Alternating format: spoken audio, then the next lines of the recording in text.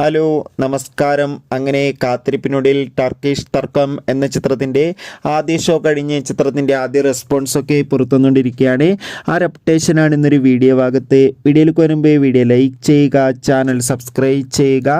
November മാസം ധാരാളം ചിത്രങ്ങൾ OTT റിലീസ് ചെയ്യുന്നുണ്ട്. നമ്മുടെ ചാനൽ ഭാഗം പരിശോധിച്ചാൽ നിങ്ങൾക്ക് ആ വീഡിയോയ്ക്ക് കാണാൻ വേണ്ടി സാധിക്കുന്നതായിരിക്കും.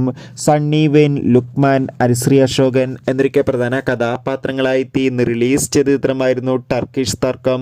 എല്ലാ സിനിമാ പ്രേമികളും ഒരേപോലെയായിരുന്നു ചിത്രത്തിൻ്റെ റിലീസിനായി കാത്തിരുന്നത്.